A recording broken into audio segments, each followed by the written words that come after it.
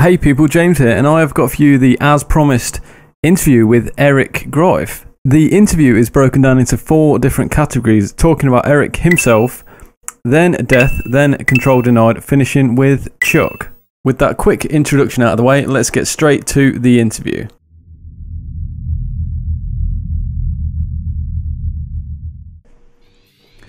Hey people, James here from Death in HD, and I am joined by Eric Greif to bring you the promised interview. So if you'd just like to say a quick hey ho, Eric.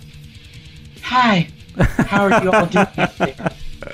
So first of all, Eric, I would just like to say a massive thank you for just taking the time to do this, because I understand you're not just busy, you are ridiculously busy. Yeah, that would be an understatement. I'm a fairly busy guy. I mean, we can see you, Eric. I mean, look at you. You're screaming busy. Your eyes are screaming. Okay, so for the 10 people in the world that don't know who you are, Eric, could you just introduce yourself? I thought you were going to say for the 10 people who are watching this. Millions are watching this, Eric. Get that right. Listening, watching, whatever. But yeah, if you could give a quick introduction to the different businesses you are part of, how you are continuing the legacy of Chuck, just share that with the world if you would. Well, in the 1970s, I invented the computer, and I made a gazillion dollars. I own the Western Hemisphere, and I'm very polite to old ladies crossing at intersections. That's good. That's good.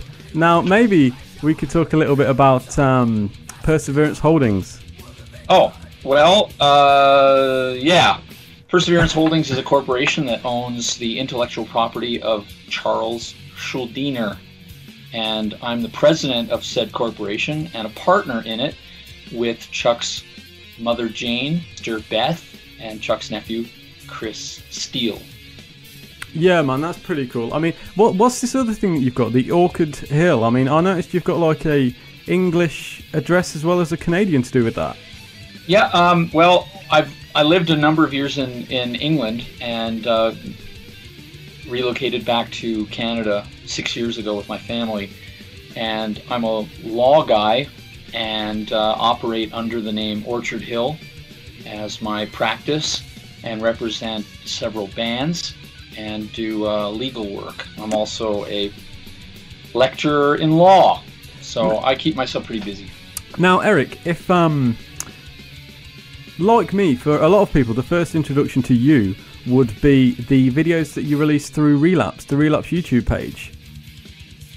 You know, the rare footage of Chuck, and you were on tour in Europe, and it was like the exclusive footage of the lack of comprehension video.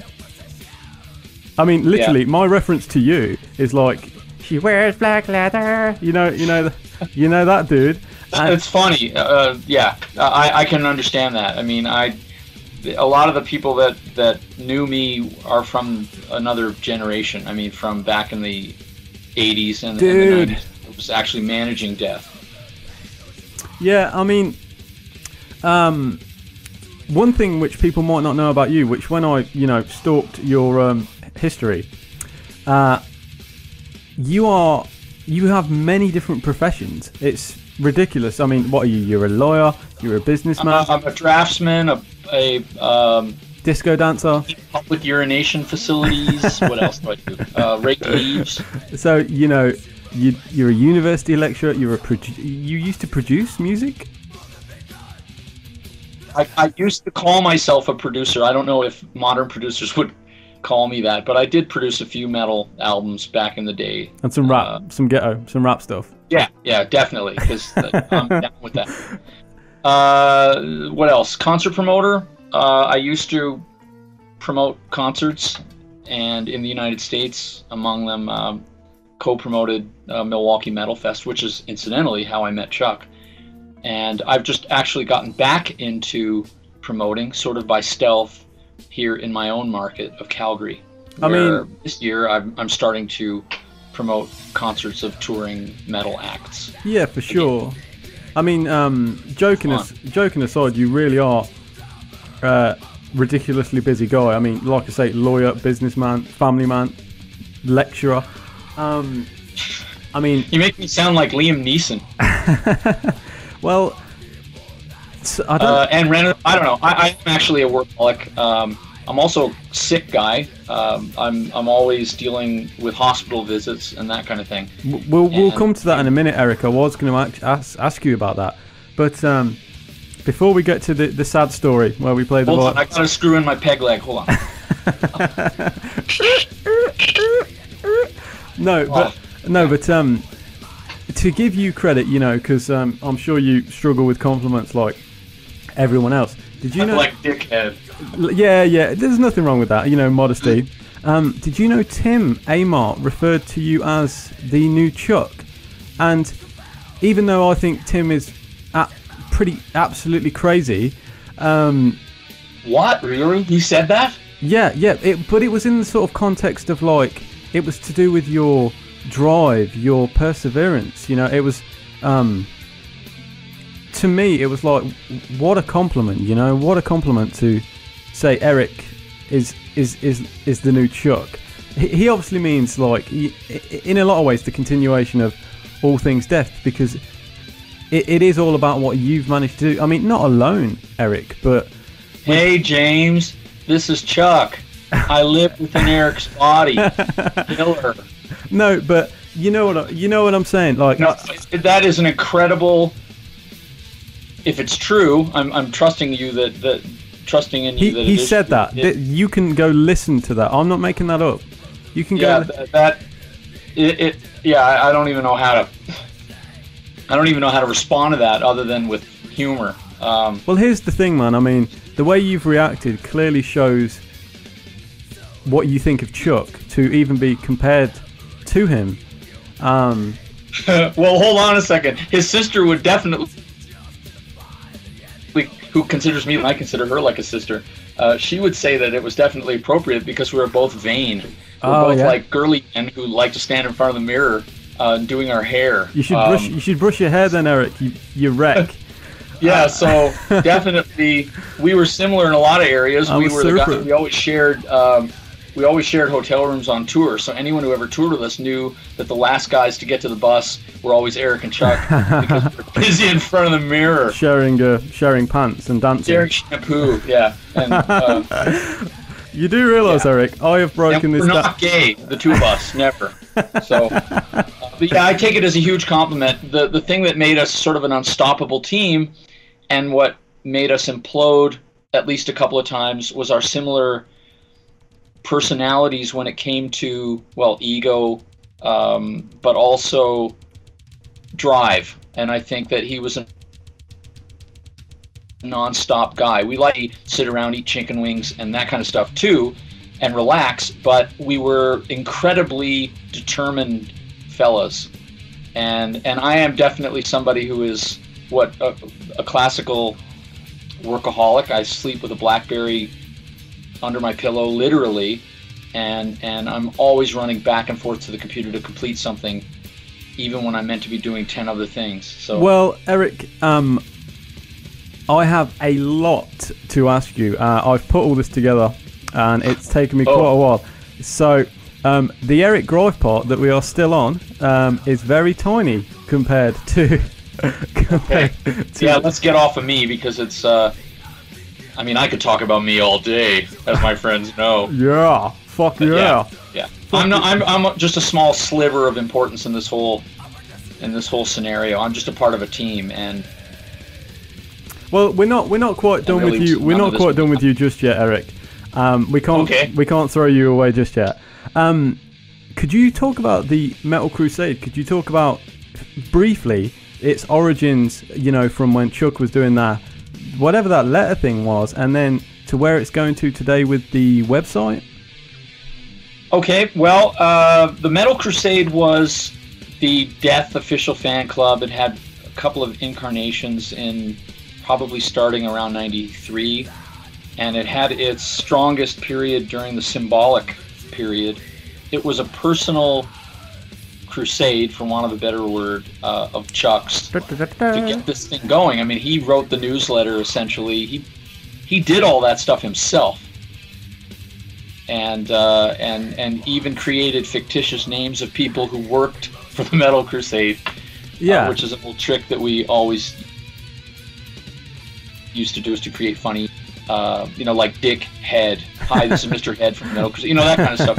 And and so the idea now that we have a consolidated death industry happening at the moment, I thought of basically just getting a domain and grabbing some of the best of the world's death fans, most creative people, and with the help of a web guy who is Sean Jenkins, the singer of he's called the Web Man. Divinity. Divinity is a client of mine, and I just asked Sean, I said, hey man, it would be a really big honor and a favor if you could help me develop an actual site. So to preempt that, I got the web domain metalcrusade.org and made sure on the new releases that on the reissues that we put that domain there. And then I started asking, like Mara and War Chief, if Valentino. And these are people that I've gotten to know through Facebook as death fans, but they're incredibly creative people. Shitbook. And then in turn they've asked people like you if they would actually turn this into a real bona fide thing. So it's still just getting off the ground, and I anticipate that at some point we'll have like membership cards. To push that forward, Eric, when have we got like a date when we can see this thing? When we can see the site ready to go, or? Well, right now it's really in the hands of Sean as the creative web guy. It's in the hands to a lesser degree of Bob Lugau from Relapse, who's their IT guy, and he's given us use of logos, and we're going to be linking stuff over to Relapse for practical purposes. And then, of course, up to gang to write it. I said that I would do sort of an introduction thing, and that's in my pile of papers.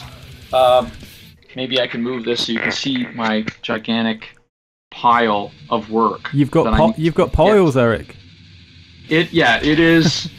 Yeah, lots and lots of stuff here. There's also quite interesting pictures of Chuck in there too that are never going to see the light of day. Oh well, we'll see. Well, you can privately send them to me, and then I'll share them. Sure. Share them with the world. But anyway, yeah, it's really in their hands to run with this thing. What I said is that I would endorse it, I would give it some practical assistance, and then would leave it up to them to control. I know Sean is in the midst of actually doing the creation of the site itself. Like yeah. That kind of stuff. And I assume that Mara and put together are actually right. But it's just going to be fun, and it's going to be fan-led. It's not going to be led by me. I God knows, don't have the time. Eric, let's push this forward. I just want to touch a little bit on you. You lived in England for years. Yeah. So based on that, can you give me an English impression? No, I can't. Really, I can't. And can you try? I never adopted an English accent. I lived in Lancashire first, in Lancaster. So that is a real strong accent. Yeah, and I don't even want to do it. I'm not going there. Eric, give it a go. Chuck. No, I'm not gonna go there. Yeah, but you nearly did it, Eric. I know. But I lived there for 3 years, and then moved. Well, you know, most Americans go like crumpets and tea, and then like that's all based. I know better.